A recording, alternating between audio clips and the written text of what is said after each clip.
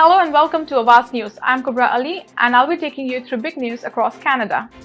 Education Minister says tentative deal with CUBE will provide lowest paid members with 4.2% annual salary increase.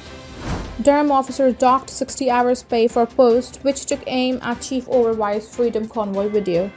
Toronto Pearson recommends these travel tips ahead of very busy holiday season. Record-setting Ontario storm drops more than a meter of snow, strong winds forecasted. 5 former Toronto mayors call Ontario to soundly reject strong mayor legislation. These were the headlines and let's jump right into the details. Ontario Provincial Police say a person has been charged with careless driving after a school bus drove a short distance with child caught in its doors. OPP say police responded to a call in the Mount Pleasant region of Brant County, Ontario just before 4 p.m. on November 1st. A police investigation found that a 5-year-old child was getting off a school bus when the doors closed and trapped part of their body. Police say the bus traveled between 4.5 and 6 meters with the child's legs dangling outside the bus before it stopped. The child reportedly suffered minor injuries. Police say a 64-year-old from Brant County faces a provincial offense notice for careless driving. Education Minister Stephen Lecce says that a tentative agreement reached with CUBE over the weekend will provide the union's lowest paid members with a significant pay increase that equals about 4.2% annually. Lecce made the comment to reporters at Queen's Park on Monday as he discussed the 11th hour deal to avoid a strike that would have shut down in-person learning in most boards as of this morning. CUBE members still have to ratify the agreement, a process which is expected to take until Sunday to complete. We are going to respect the ratification process, but I will note that for the lowest paid worker, and I will use their average of $39,000 salary, this deal would represent a 4.2% increase annually every single year. Lecce said it's a significant increase from where we started and it's what we set out to do to help the lowest paid workers but all workers to benefit from the deal, and frankly all families and taxpayers benefit by having stability for children. CUBE has said that the tentative agreement provides a $1 flat rate hour wage increase for all workers, which would equate to a 3.59% annual increase when averaged out across its membership. But Laura Walton, who is the president of CUBE's Ontario School Board Council of Unions, OSBCU, told reporters on Sunday night and the government refused to budge any further when it came to committing money to new services and staffing guarantees in school. She said that it will ultimately be up to members to decide whether they are comfortable ratifying an agreement that does fall short in some areas. As a mom, I don't like this deal. As a worker, I don't like this deal, Walton said. CUBE and the ministry have been in bargaining talks for a total of 171 days. The tentative agreement comes less than a week after government repealed a bill which would have used the notwithstanding clause to impose a contract on CUBE's 55,000 workers. Speaking with reporters at Queen's Park, interim NDP leader Peter Tabuns said that the government has the financial resources to actually invest in our schools and should have had an agreement a month ago. The government has the power to settle. The government has the power to invest in our classrooms. That is what they should have done, he said. CUBE represents school support workers, including custodians, early childhood educators, and school administration staff. Has been guided by a position in the belief that children need to be in the classroom, that they belong in the classroom. After 2 very difficult years of pandemic disruption, we know that there's no better place for a child in front of their educator with their friends. They've been through so much mental, physical impacts, as well as academic regression. And so the government said we would do everything humanly possible. Our premier made a commitment to do everything humanly possible to keep kids in class. And today I'm proud to confirm that the parties have come together to reach a tentative agreement that will provide stability for children, keep kids in the classroom for 2 million children who will be learning tomorrow. This is a positive outcome for all the parties. But the biggest beneficiary of this deal is our kids, who are going to have some stability and be able to stay in school with the full benefits of extracurriculars and clubs and sports, the educational benefits, the tutoring. All of this will be provided to our children tomorrow and every day as we aim to get to keep them in school. So this is a positive outcome. We are grateful to all the parties for working with the government. We've been very clear in what will guide us every day.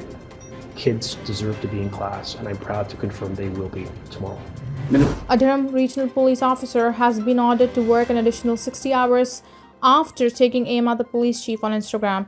The decision follows an October 5th disciplinary hearing where Constable Clayton Harnum pled guilty to one count of discreditable conduct. The charge stems from an Instagram post he shared earlier this year in support of his wife, Constable Erin Howard, who is also a Durham police officer.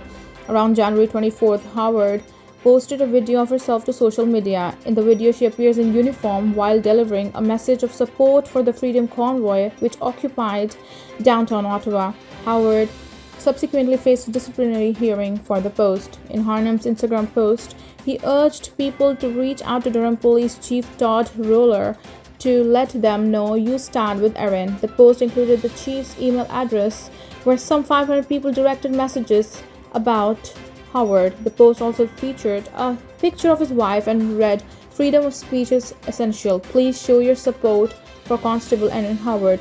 In an agreed statement of facts, Harnum admitted to have shared the post with his 118 followers and conceded that his actions constituted discreditable conduct and that this misconduct jeopardized the integrity and reputation of the service. In a decision handed down November 16th, hearing officer Maurice Albers ordered Constable Clayton Harnum to work the extra 60 hours on days off or an annual leave over a timeline to be decided by his divisional commander in light of the seriousness of these allegations. Toronto Pearson International Airport reopened its second busiest runway Monday morning following an 8-month rehabilitation project. The $80 million project took a year and a half to complete. As the busiest airport in Canada and one of the busiest in North America, the return of this runway at Pearson Airport will keep air passengers moving safely and smoothly in and out of the GTA, Canada's Transport Minister Omar Al-Gabra said in a news release. And just in time for the holiday season too, a spokesperson for the Greater Toronto Airport Authority, GTA, tells CTV News, Toronto, the holidays tend to be very busy, especially for families. Throughout the summer, Pearson travelers were met with hours-long flight delays, long lines or missing suitcases outside of once being named the world's worst airport for delays. Pearson ranked among the 5 worst airports in the continent for overall customer satisfaction in September. Since then, the GTAA says it has worked with airlines and government partners to improve the travel experience. We have seen great improvements since the summer given the coordinated work of Pearson and airports partners to smooth the passenger experience, Tory Gass of the GTAA said in an emailed statement. This work is ongoing and we expect the improvements to continue over the holiday travel period. Some of that work, according to Gass, includes working with the airlines ahead of time to make sure they balance their activity with their resources. Travelers who are looking to book a flight when it's not busy can look at Pearson's peak travel times to get an idea of what hours are in their busiest, as it's based on historical travel data at the airport. If your travels are taking you south of the border to the United States, flyers can download the mobile passport control app backed by U.S. Customs and Border Protection. Eligible travelers can submit their passport information online, fill out their customs declaration form before crossing the border. Lastly, Gass advises travelers to be mindful of the weather during this time of the year as it can impact travel. Climate change could intensify lake effect storms like the one that dumped a record-setting amount of snow on some communities in southern Ontario this weekend, Environment Canada meteorologists said Monday. More than a meter of snow blanketed parts of the Bruce Peninsula as Arctic air descended over the Great Lakes and picked up the warmth and moisture of the unfrozen waters in what's called a lake effect snow event. A key marker of storm's intensity is a temperature difference between the lake and Arctic air. If lakes stay warmer longer into the fall, the first big outbreak of Arctic air could produce stronger snow squalls, said Geoff Coulson, a warning preparedness meteorologist with Environment Canada. That is certainly something that could be possible over the course of the coming decades, with warmer summers and warmer falls, resulting in warmer lake temperatures, he said in an interview Monday. The storm dumped around 120 centimeters on parts of Bruce Peninsula in southwestern Ontario. On Sunday alone, about 53 centimeters of snow fell in Wharton, breaking the area's single-day snowfall record that has stood since 1982. Schools were open, but buses in the area were cancelled Monday as residents dug out of the snow banks taller than some students. Iron Body, mayor of the nearby city of Awaz Sound, said the storm stood out as one of the big whoppers to hit the area in the recent memory. He expected most streets to be cleared by the end of the day as snow plows worked through emergency routes and major thoroughfares to secondary and back streets. Body said by the time he finished shoveling his laneway Sunday, another 3 centimeters had fallen at the other end. It was really coming down, he said. Awaz Sound police said there were only a few collisions reported to police as a result of the storm, but officers responded to over 24 storm-related calls for help. Environment Canada warned Monday that the region, as well as hard-hit areas around Niagara and Kingston, could see wind gusting up to 80 kilometers an hour. New York recorded even more snow in the weekend storm, as the U.S. National Weather Service reported nearly 200 centimeters just outside Buffalo by Saturday.